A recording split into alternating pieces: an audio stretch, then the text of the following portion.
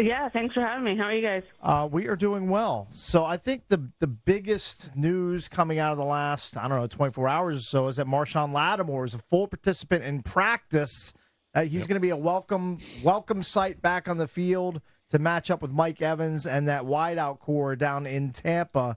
Talk about how he looked in practice and what the team expects from him this upcoming Sunday. Yeah, so they only had a jog through yesterday. They were in the bubble. So you don't get to see a whole lot, and they weren't doing a whole lot. But today will be a full-speed practice, so we should be able to see a little bit more about, how he's moving, how he looks out there. But, Quinn said he's trending in the right direction, and when Quinn says that, usually a player ends up playing. So all the guys, though, right? I mean, as far as I don't think we're going to have an injury excuse coming out of this game. I think we're going to have Biotish. I think we should have Coleman, right? We should have pretty much everybody.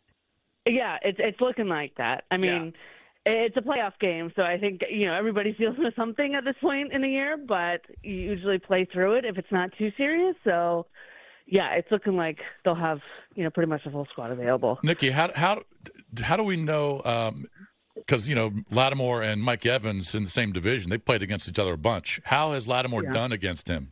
Has anybody done any research on that yet? Yeah, I think Mitch Tischler put out his full stats against Mike Evans, and they're pretty good. Okay. I was hesitant to do it because the last time I did it, it was about how he shut down A.J. Brown, and then we saw what happened. Right. So for his sake, I'm trying not to do that again. I got you. Yeah. So he's had he's had pretty good numbers against Evans. Yeah. I mean, it's Mike Evans. Mike Evans is going to get his yards no matter what. Right. But yeah, he's held his own, no doubt. Okay. I'm coming at this as the biggest diehard Skins/Commanders fan here. Not even close, Nicki, to give you background, okay? So I am diehard, live and breathe. I don't pick them every week because that's stupid. I pick who I think is going to win. But, I mean, it ruins my week when they lose. So there's my background. Yeah, okay. I'm not sure. Like, the fact that they won 12 games is so mind-blowing. I don't even in my own heart feel like we're a 12-win team. Because so many went our way. So many breaks. Yeah. And I feel, I know the HTTC/ATTR crowd hates that kind of thought. But honestly, to me, maybe we were a 10-win team, maybe. But the 12 wins is preposterous. And now I feel like we got to win a Super Bowl. We won 12 games. What are we doing? I don't know. I'm torn on this whole thing. No, I agree with you. I think the times when Jayden Daniels is unable to do pretty much everything on offense, it comes too close. When he can't do everything, it kind of shows how far along they are in this rebuild, because they don't have enough around him. I don't think the line is where anybody wants it to be. I mean, I think they've done well, probably better than I expected going in. But there's still protection issues. The run game is virtually non-existent when Jayden can't run. So if he can't be Superman, then the offense is definitely lacking. We're doomed. I thought Marcus Mariota did his thing, no doubt. But, they still got a ways to go. And this offseason is going to be huge because they're going to have to, turn over the roster. If they don't re-sign everybody, they got so many free agents because so many guys signed 1-2-year deals. It's going to be like a mini overhaul this offseason. So, I think they have work to do. I think what's got him here is Jayden Daniels. Right. And how far? No, I mean, but in other words, I was trying to make the argument with the guys they won 12 games. Typically, a 12-win team should be one of the favorites to win a Super Bowl, and I don't think that they are. Yeah.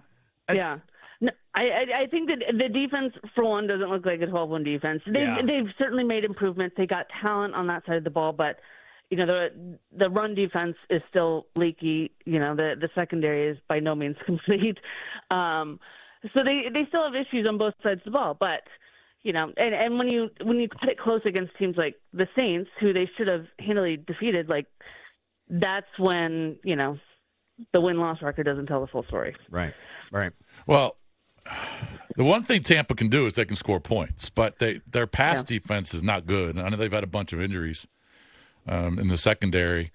But, man, I was watching Spencer Rattler last week, and he was kind of moving the ball up and down the field. And then Tampa finally woke up in the fourth quarter and scored some late touchdowns. But I kind of feel like Washington can move the ball through the air in this one. I do too. Yeah. I think these are. Now I think Bucky Irving's going to be a problem. I do. Yes. But yes. And then you mentioned they got Evans. their own little rookie sensation. But, But on the offensive side, I just think that if he can get some protection, Jayden, I just feel like he can move it. Yeah. I think Jayden goes into this like a completely different player. I mean, I went back and watched some of the clips from that first game. It's like, oh my God, like also totally Cliff. Different. I didn't like Cliff's approach. I thought he babied him too much in that game. Yeah. So I think they go into this with an advantage with that, just because just the improvement they've made on offense is just remarkable. And again, I think it comes back to 5. Like I don't think you can go anywhere in this league nowadays without an elite quarterback. I know this franchise especially has done that with players who may not have been considered elite in their day, but it's a different game now. You have to have a very good to elite quarterback to go far. But yeah, I think they have a good chance in this game. I mean, the defense is still the Bucs defense is still a little worse than doing just because they're so blitz heavy. And obviously Jayden does better when he has a clean pocket than when he's under pressure. And you always wonder how that line will hold up. But yeah, I think they have a really good chance. Does Kingsbury I'm hoping so anyway, because I don't want to get on a 5 a.m. flight to do locker room cleanup the next morning. Understood. Does Kingsbury seem overly concerned at the fact that the quarterback has been leading them in rushing basically for every game in the last month? That continued with Mariota in the win over the Cowboys. Or are they just going to lean right into Jayden and say, look, we need you to rush for 80 or 90 yards to keep us competitive against Tampa? Well, that's why. I mean, they say they're not concerned about the leg soreness with Jayden, and he's going to play through whatever he has, obviously. But if he can't be the full player that he's capable of, then yeah, it's a major concern because there is no run game without him right now. I thought bringing Austin back would kind of jumpstart that. It didn't have a huge effect last game. Maybe the second game it will. The third game, rather, right? Third game with him back. Second, yeah. Yeah.